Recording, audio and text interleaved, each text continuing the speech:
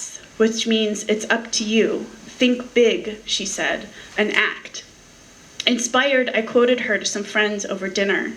We sat under a lamp made from deer antlers. We were talking about what we could do. Every time we had an idea that made my heart beat faster, the light dimmed or surged. We looked at each other like kids in a movie, hovering hands over a Ouija board, baffled by the possibility of our own power. Every few days, I realized that I have the responsibility to clear a path for better ideas, as Solnit has pleaded. Less wine, more meditation. As the year comes to a close, I hope we can all use the tools we have cultivated, whatever they are, in order to make that space for the idea that could save us. Thank you.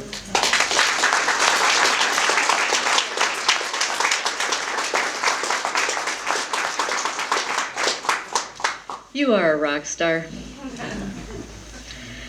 I'm going to read, not my piece, but I'd like to read just a few selections from the anthology. The first one is by Teresa Machuk and is called Depleted Uranium. Teresa came over from Vietnam as a boat person in the early 60s, and she knows what it's like to be an immigrant in this country. And she works very hard on environmental issues in the LA area, Pasadena area, and she has devoted a lot of her time to talking about nuclear energy and nuclear waste. Depleted uranium.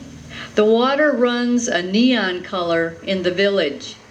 All the villagers know why the babies are born dead and deformed. Others say there is no proof it was the war. Sometimes truth can only be understood. The father carries the little body wrapped in a blanket. She will be buried with a wooden grave marker, her name inscribed with a knife. There are coffins that are only 6 inches long. If you place your hand inside, it will fit.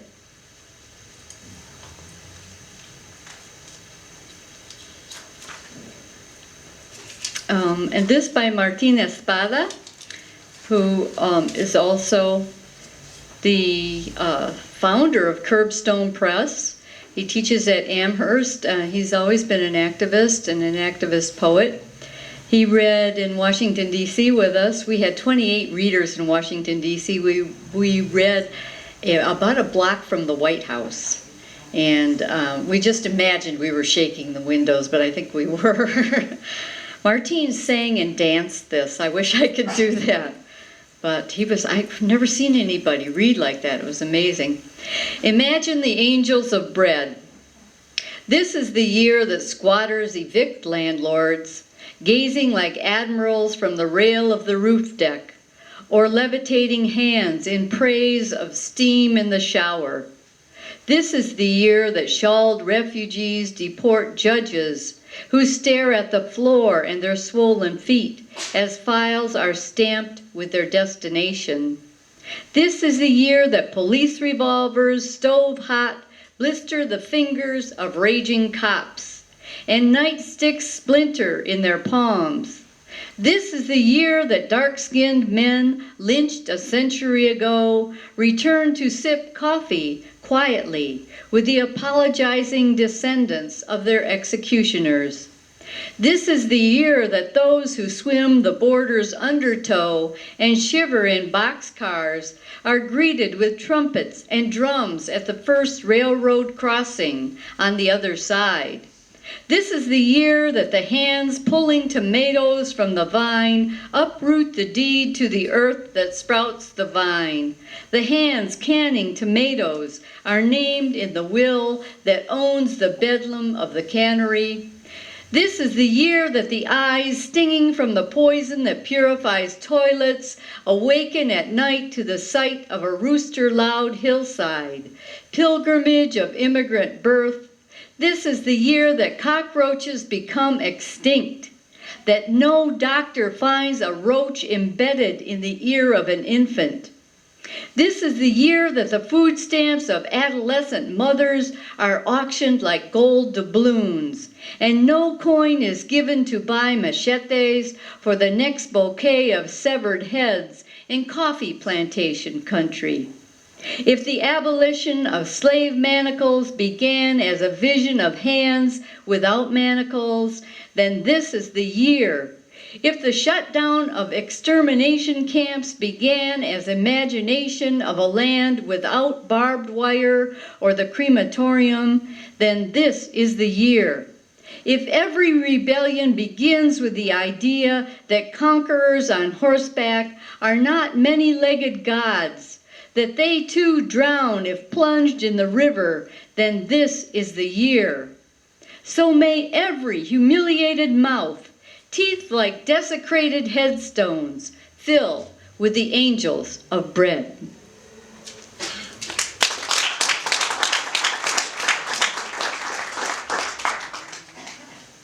Yes, we're really lucky to have a poetry center, and really lucky that people like Rita Dove and Joy Harjo come to read to us. And so I'm going to read a poem by Joy Harjo, who also read in Washington, D.C., and she opened up with this poem.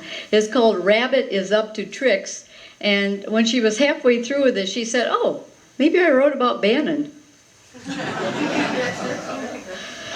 Rabbit is up to tricks. In a world long before this one, there was enough for everybody, until somebody got out of line. We heard it was Rabbit, fooling around with clay and the wind. Everybody was tired of his tricks, and no one would play with him. He was lonely in this world, so Rabbit thought to make a person. And when he blew into the mouth of that crude figure to see what would happen, the clay man stood up. Rabbit showed the clay man how to steal a chicken. The clay man obeyed. Rabbit felt important and powerful. The clay man felt important and powerful. And once that clay man started, he could not stop. Once he took that chicken, he wanted all the chickens. And once he took that corn, he wanted all the corn.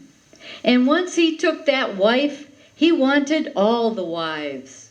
He was insatiable.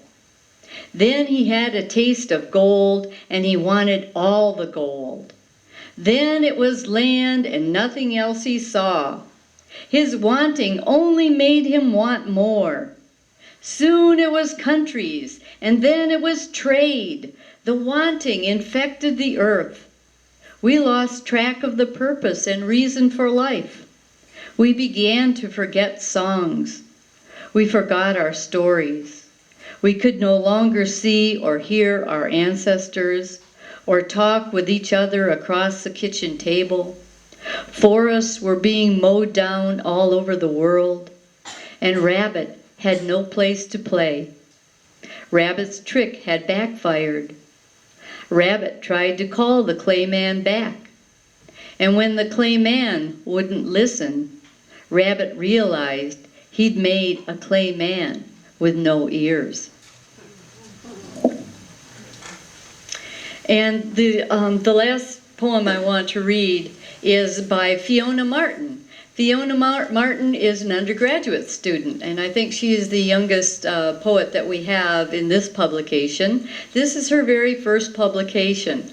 When we had a wonderful review by Marcia Dubrow, who got a copy of this actually in Washington, D.C., and she's a member of the National Press Corps. She sent copies to every single person in the National Press Corps of her review. This is one of the poems she picked to write about. The future is queer. Never mind that my parents never took me to church or believed in God.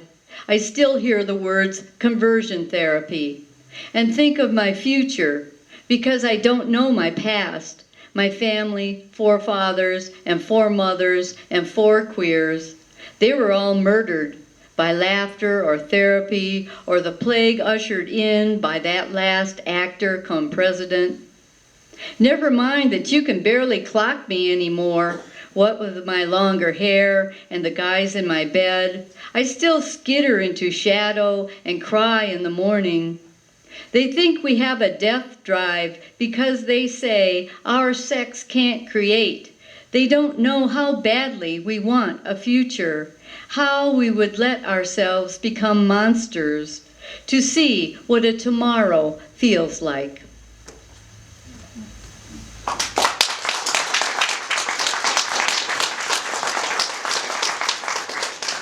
Someday I'd like to meet that girl. Our last reader tonight, last but not least, is my friend, Bill Wetzel. And Bill Wetzel is Amskapi Pikuni, aka Blackfeet from Montana. I probably mangled that pronunciation. His writing has appeared in such journals as the American Indian Culture and Research Journal. We have published him before in Cutthroat, Yellow Medicine Review, Studies in Indian Literatures, Red Ink Magazine, Off the Path, an anthology of 21st Century American Indian Writers, Volume 2. He is the curator of the Good Oak Bar Reading Series and a 2016 Peripheral Poet. He claims to be the first member of the Blackfeet tribe to summit Mount Lemmon. He may be. He also cannot wait to find out who shot America in the first episode of our country's upcoming final season. Bill.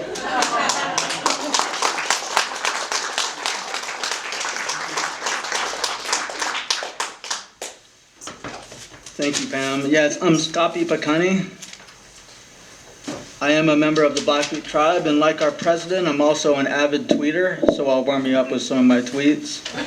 The Blackfeet are a tall, dark, noble, stoic people, and then there's me. I have a lot in common with the late, great Nelson Mandela, mostly that we've both been to jail before. Okay, I'll do some more political-oriented ones now. I can't believe that Donald Trump is using the presidency to enrich himself, and meanwhile, Mike Pence is none the richer. This was an election of competing philosophies, whether you believe that it takes a village, or as America apparently has decided, that it takes a village idiot. In the Chinese New Year, 2017 is the year of the fiery rooster. It makes so much sense that this is the year of the flaming orange cock. It's weird to see that we've elected a racist version of my internet persona as president. I find out, Trump and we have all these weird sort of things in common, and I started reading his tweets, and I was thinking, if I wanted an angry, unhinged tweeter with a narcissistic personality disorder as president,